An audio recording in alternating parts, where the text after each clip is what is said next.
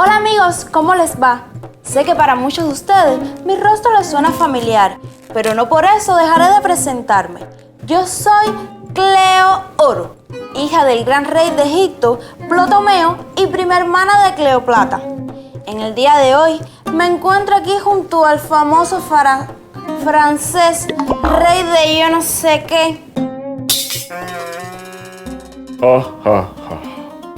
Hola mis queridos seguidores, fans. Bienvenidos. Estoy muy contento de volverlos a ver a todos ustedes, menos a una. Bienvenidos a Teleclases en RTC Televisión, el único programa que educa y entretiene. Único como yo. Hoy tiene el gusto de acompañarme Cleo Oro, hija del rey no sé qué, ni me importa. Hija del gran rey de Egipto, Ptolomeo, y prima hermana de Cleopatra. Sí, bla, bla, bla. Ya te escuché eso y que nadie brilla más que tú. Así es, bueno, a lo que vinimos. En el día de hoy hablaremos un tema muy importante e interesante del segundo ciclo básico. Muy importante e interesante. Ya sé de qué hablas. A ver, estoy segura de que no adivinas. Si tú dices que vamos a tratar de algo muy interesante e importante, es obvio que estás hablando de mí. En ese caso, hablaríamos de mí, pero ya dije que hoy no lo haremos. Hoy hablaremos de la Revolución Francesa de 1789. La Revolución Francesa, mis queridos seguidores, fue muy importante para los cambios de los tiempos modernos. ¿Qué aplicado estás? Sí, estoy muy de acuerdo contigo. Esta revolución marcó un precedente muy importante para la historia. Es por eso que en el día de hoy tenemos una teleclase preparada para nuestros televidentes y especialmente para ti, Ramsés 007, que todavía te falta mucho por aprender. Bla, bla, bla. Mejor corre video. Hola amigos, la clase de hoy nos traslada a uno de los pasajes más relevantes de la historia, no solo para Europa, sino que influenció al mundo y ayudó a crear un precedente a naciones más jóvenes en América durante el siglo XIX.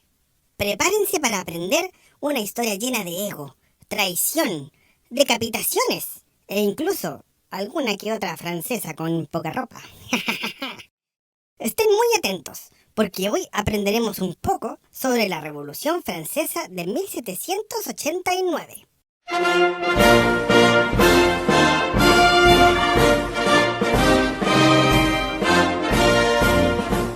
Bueno, primero debemos ubicarnos en Francia y retroceder hasta el año 1780. Para entonces, Francia era un país rico y muy poblado, pero tenía un grave problema en el sistema de recolectar impuestos, debido a la estructura de la sociedad.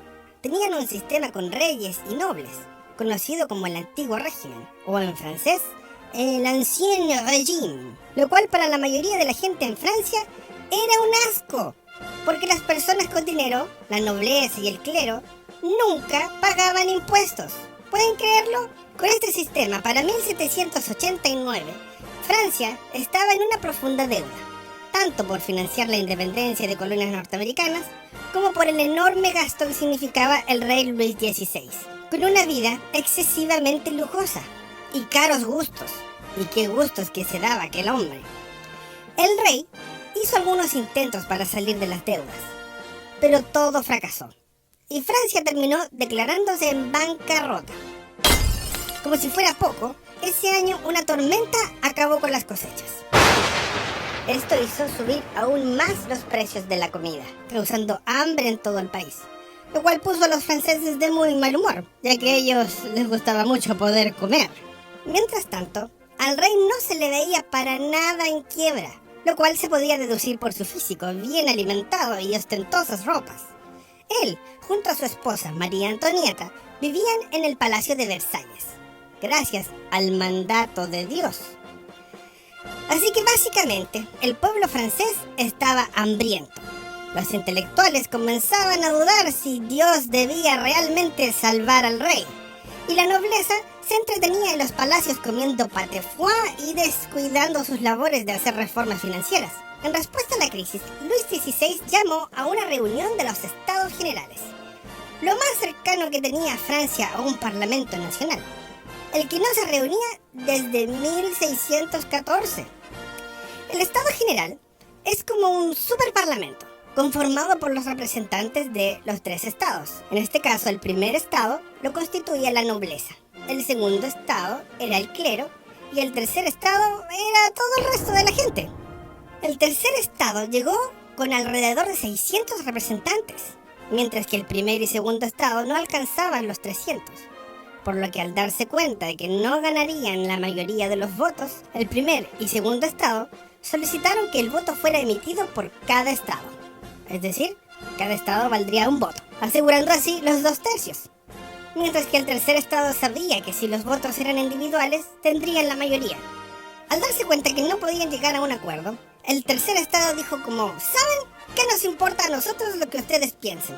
Nosotros haremos nuestra propia Asamblea Nacional. Obviamente esto no le gustó mucho al rey Luis XVI. Así que en cuanto ellos salieron por un momento del salón, el rey cerró las puertas y estaba como, jaja, lo siento, pero si no pueden entrar y no se pueden congregar, entonces ¿cómo harán una Asamblea Nacional? El tercer estado encontró otro lugar donde reunirse, y fue en un salón donde se jugaba tenis. Y fue allí donde el 20 de junio de 1789 sus integrantes hicieron el juramento del juego de la pelota y se comprometieron a no separarse hasta aprobar la Constitución. El 9 de julio de 1789, la reunión de los estamentos se transformó en Asamblea Constituyente, cuyo objetivo era desmontar el antiguo régimen y redactar una nueva Constitución. Por supuesto que esta noticia fue como una patada en las partes nobles del rey Luis XVI, el que reaccionó enviando tropas a París para reprimir y disolver esa asamblea. Sin embargo, el pueblo francés no se quedó tranquilo y de forma espontánea se defendió, desencadenando el asalto y toma de la Bastilla.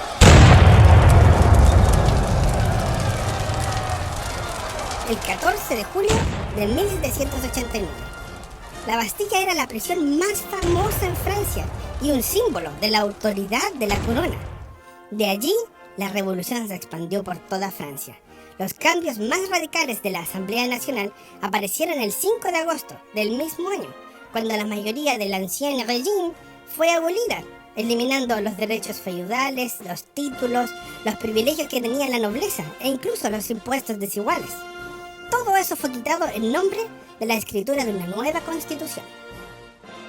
Mientras tanto, en el Palacio de Versalles, en la otra ciudad francesa, Luis XVI aún era el rey de Francia y se veía algo parecido a una monarquía constitucional, lo que significa de que la familia real podía quedarse con su tremenda casa. Pero en octubre de 1789 comenzó un rumor de que María Antonieta estaba escondiendo trigo y comida en algún lugar del palacio, lo que dio paso a la Marcha de las Mujeres, donde un grupo de mujeres campesinas demandaron que Luis y María Antonieta salieran de Versalles y se fueran a París. Y así lo hicieron, simplemente porque cualquiera le teme a un grupo de mujeres armadas y enfurecidas. Más tarde, en 1792, los ejércitos de Austria y Prusia invadieron Francia para evitar su expansión. Esto ocasionó la revuelta del pueblo francés, que culminó con el arresto del rey, que obviamente estaba apoyando a los prusianos, quienes querían restaurarlo al trono y era enemigo de la revolución, y la convocatoria a una nueva asamblea denominada Convención, la que estaba conformada por 2 sectores políticos: los girondinos, sí, escucharon bien, girondinos, que eran representantes de la alta burguesía, defensores de la legalidad constitucional, y los jacobinos, que representaban los sectores más populares y se caracterizaban por tener posturas mucho más radicales. El periodo de 1792 y 1793, la convención estuvo dominada por los girondinos, y como resultado votaron para suspender la monarquía y tener elecciones donde todos pudieran votar, siempre y cuando fueran hombres, y crear una nueva constitución republicana. Luego, la convención decidió llevar a juicio a Luis XVI, quien fue hallado culpable, y por un solo voto fue sentenciado a morir en la guillotina, lo que complicó bastante a Austria y Prusia para poder restaurarlo al trono. La muerte de Luis XVI marcó el inicio del periodo de terror, la parte más conocida o al menos la más sensacional de la revolución. O sea, si puedes matar al rey, puedes matar a cualquiera.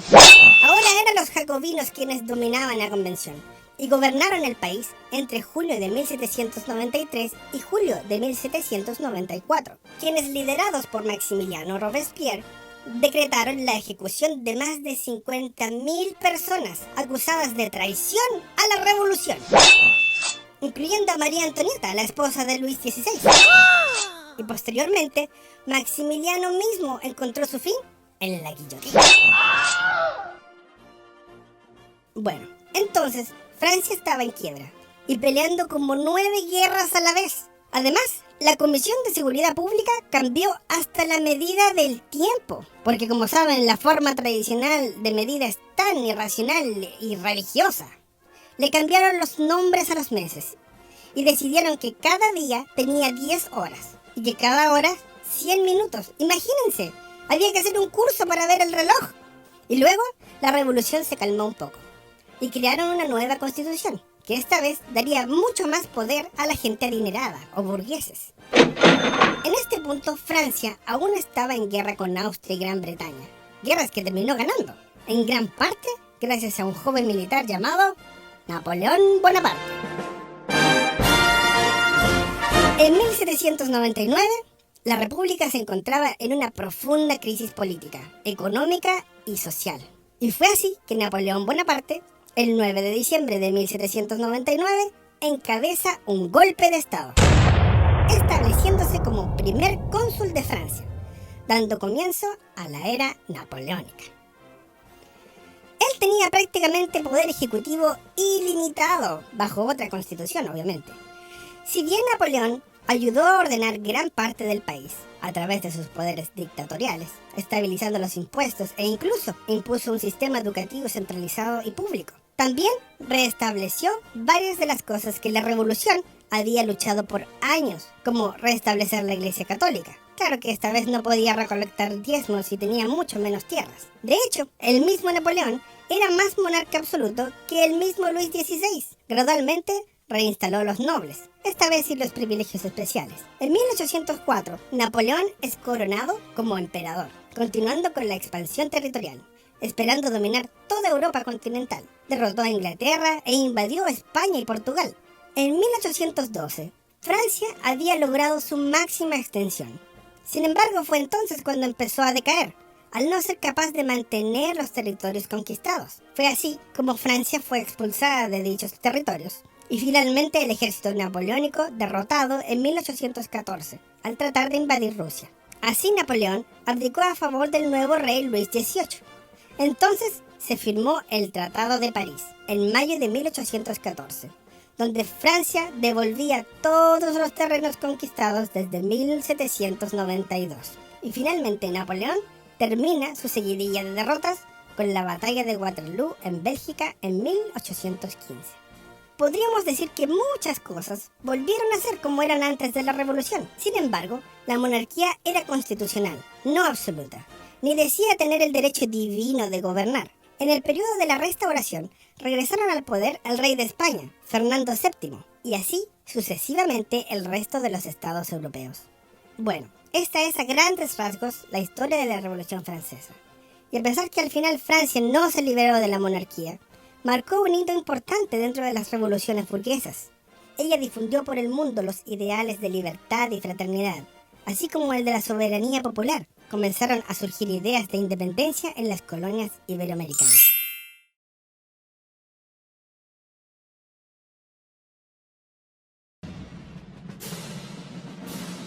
¿Sabías que el triunfo de la Revolución Francesa de 1789 significó el quiebre del antiguo régimen? Fue el cambio político más importante que se produjo en Europa a fines del siglo XVIII. No solo fue importante para Francia, sino que sirvió como ejemplo para otros países, en donde se desataron conflictos sociales similares en contra de un régimen anacrónico y opresor como era la monarquía. Esta revolución significó el triunfo de un pueblo pobre, oprimido y cansado de la injusticia sobre los privilegios de la nobleza feudal y del Estado.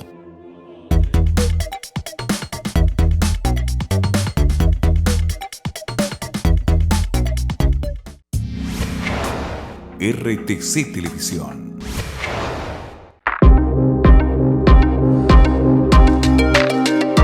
Evitar la propagación del COVID-19 depende de cada uno y de las acciones cotidianas que realicemos. Al estornudar o toser, expulsamos partículas de saliva con alta carga viral. Para evitar su diseminación a las demás personas, toma las siguientes medidas. Cúbrete con el antebrazo o con la ayuda de un pañuelo desechable. Lávate las manos frecuentemente, siempre con agua y jabón, por lo menos entre 20 y 30 segundos. Evita el saludo de manos y besos o llevarte las manos a los ojos, nariz y boca, en especial si tienes las manos sucias. Evita compartir utensilios como cubiertos, tazas o botellas. Mantente al menos a 1 metro de distancia de las demás personas. Evita el contacto con personas que tengan síntomas de infecciones respiratorias. Si te proteges, protege a los demás, en especial a los grupos de mayor riesgo como los adultos mayores o enfermos crónicos. Por ti y por todos, Iquique se cuida. Un mensaje de la Municipalidad de Iquique.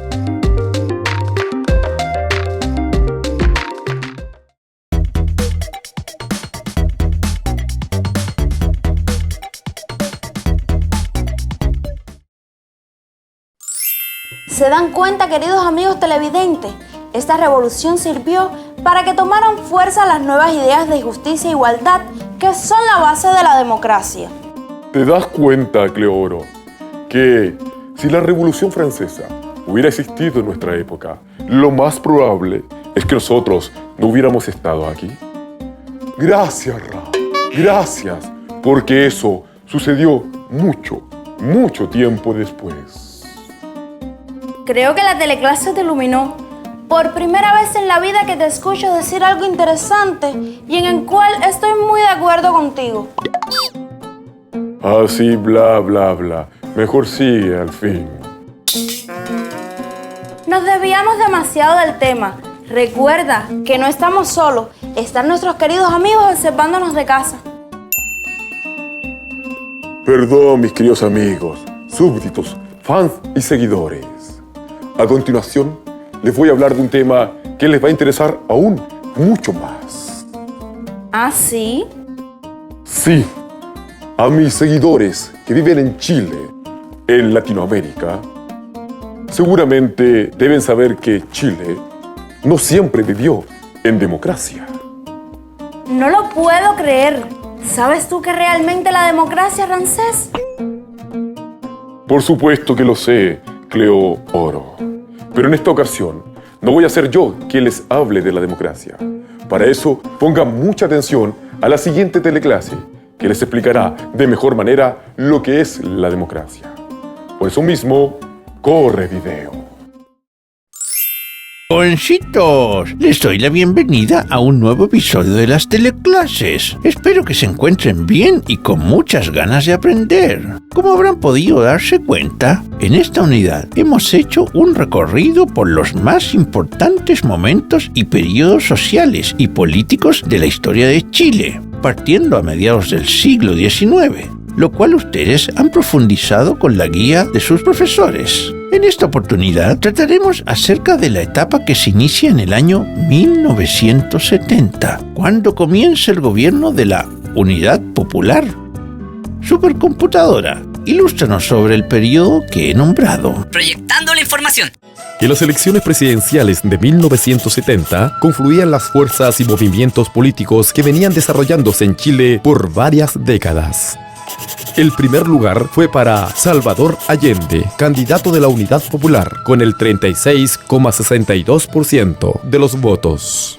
En segundo lugar quedó Jorge Alessandri, candidato del Partido Nacional, con el 35,27%, es decir, menos de 40.000 votos de diferencia.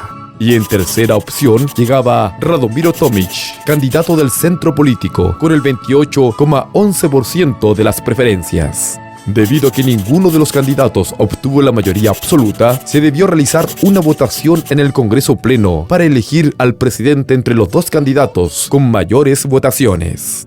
Allende resultó victorioso por 153 votos contra 35 de Alessandri. De esta manera, llegaba al poder una coalición de izquierda que representaba a los sectores populares, con un amplio programa de gobierno que pretendía llevar a cabo una revolución socialista en el país. Sin embargo, jovencitos, y a pesar de que fue un gobierno democráticamente elegido, pronto empezó a tener mucha gente en contra a causa de las reformas que se quisieron llevar a cabo, lo que provocó una gran división y enfrentamiento entre los chilenos. Supercomputadora, ilústranos sobre este aspecto. Proyectando la información. Durante su gobierno, Allende puso en marcha un plan de nacionalización de las industrias, la banca y el cobre. Estatizó numerosas empresas privadas, traspasándolas a la llamada área de propiedad social, y continuó con la reforma agraria, acelerando la expropiación de tierras, acción que muchas veces se tradujo en violentas confrontaciones entre campesinos y terratenientes, generándose una fuerte tensión social.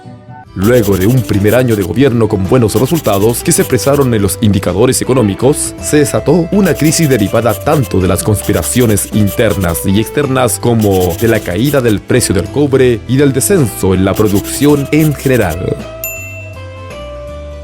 El proyecto de la Unidad Popular no logró terminar su proceso de cambio de la sociedad chilena, pues fue interrumpido violentamente por un golpe de Estado. Los grupos económicos más poderosos de Chile, en conjunto con la derecha política y apoyados financieramente por el gobierno de los Estados Unidos, conspiraron con las Fuerzas Armadas para que éstas tomaran el poder en septiembre de 1973, instalando una dictadura militar que duraría 17 años.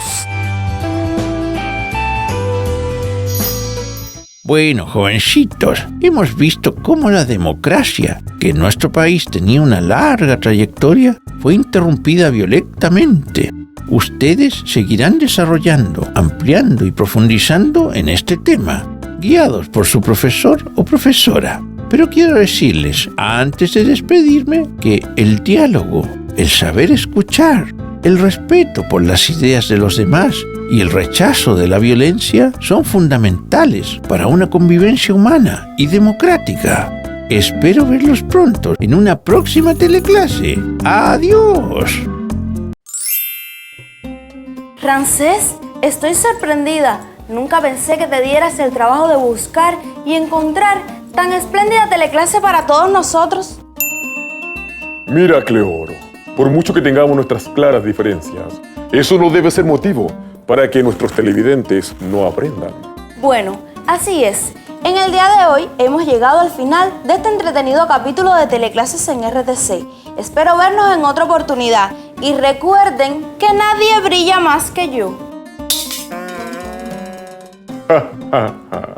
Por supuesto, nadie brilla más que ella hasta que yo llego, porque cuando yo llego, encandilo. Recuerden, mis seguidores, yo soy el Sol de Egipto. Hasta la próxima.